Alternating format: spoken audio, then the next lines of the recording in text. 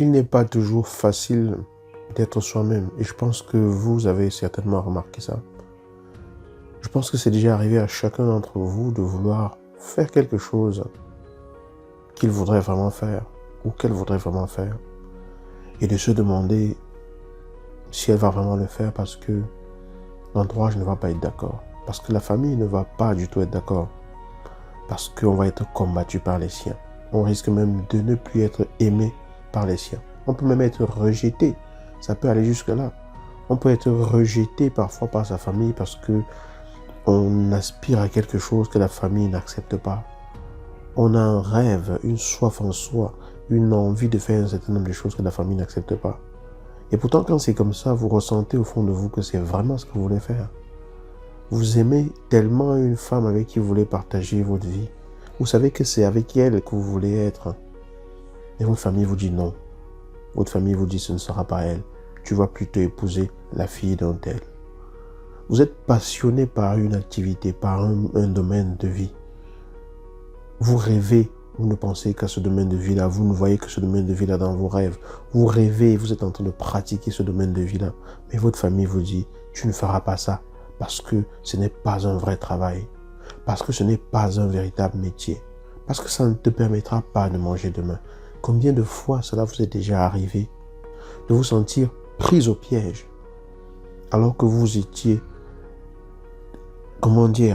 imprégné par cette envie-là de faire quelque chose, cette soif profonde, ça va au-delà de l'envie, cette soif profonde de vivre quelque chose, de sentir en vous que c'est ça qu'il faut que vous viviez et de redouter véritablement et profondément ce que votre famille va vous dire, de redouter le non catégorique auquel vous allez faire face de la part de votre famille et de vos proches.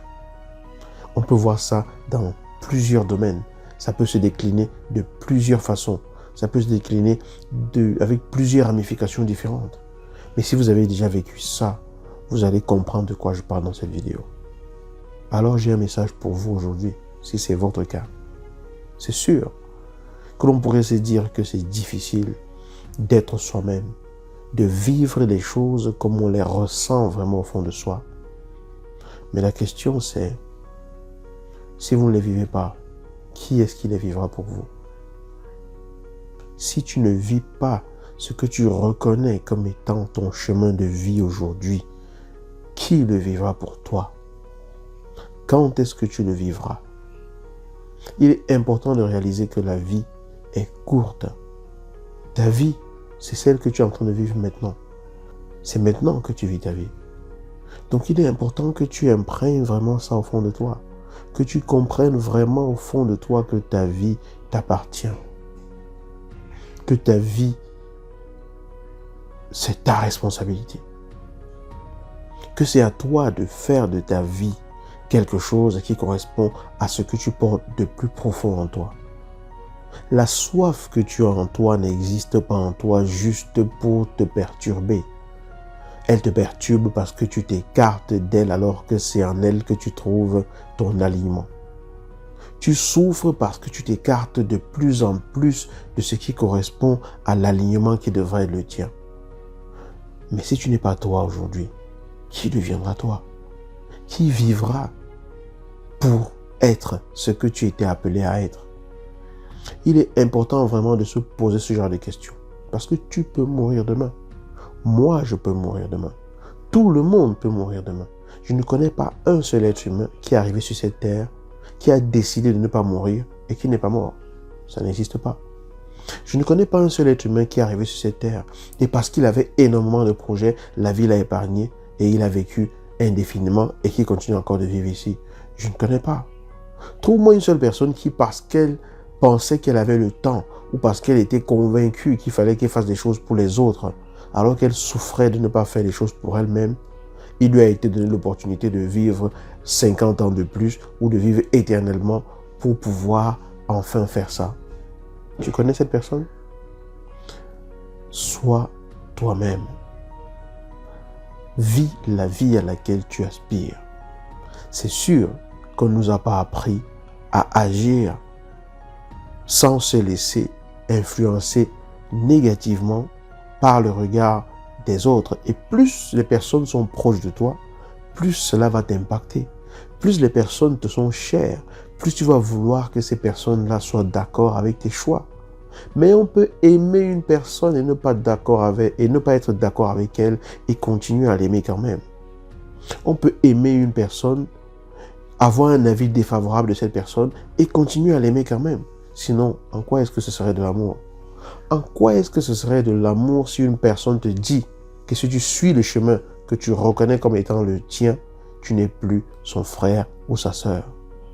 En quoi est-ce de l'amour lorsqu'une personne veut que tu sois dans ce qu'elle veut que tu fasses pour qu'elle décide que tu continues de rester son enfant?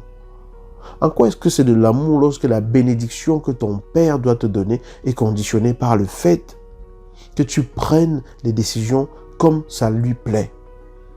En quoi est-ce que c'est de l'amour lorsque les décisions que tu prends sont négativement vues par les tiens et que les tiens te rejettent à cause de cela?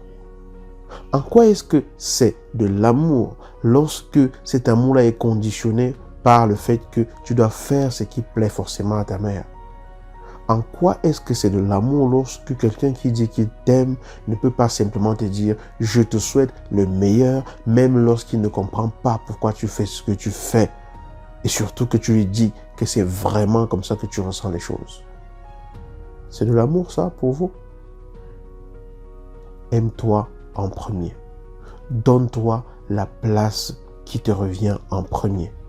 Il ne s'agit pas de négliger ce que les autres peuvent dire ou de ne pas considérer les autres du tout. Il ne s'agit pas de rejeter qui que ce soit ou de combattre qui que ce soit. La véritable difficulté quand on veut être soi, c'est que on veut prendre toute l'énergie pour convaincre les autres. Tu n'as pas besoin de convaincre les autres pour les rallier à ta cause. Le but n'est pas de convaincre qui que ce soit de t'accepter tel que tu es. Le but, c'est que toi, tu arrives à t'accepter pleinement tel que tu es et que tu occupes ta place. Les autres devront simplement faire avec qui tu es parce que c'est ça que tu es. Les autres vont faire avec qui tu es parce que tu es qui tu es. Les autres ne doivent pas faire avec ce qu'ils pensent que tu es ou avec ce qu'ils décident que tu devrais être alors que ce n'est pas toi. Ta vie est courte, beaucoup plus courte que tu l'imagines. J'espère pour toi que tu vivras très longtemps, que tu vivras de nombreuses années dans l'alignement de plus en plus vers qui tu es. Je ne te souhaite pas de mourir demain, c'est clair. Mais je te rappelle simplement que même si tu ne devais mourir que dans 50 ans, dans 50 ans, tu trouveras que c'est très vite passé. Alors, sois vraiment toi-même. Fais de ton mieux tous les jours pour être la personne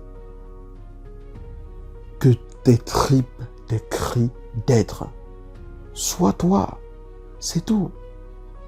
Sois toi-même.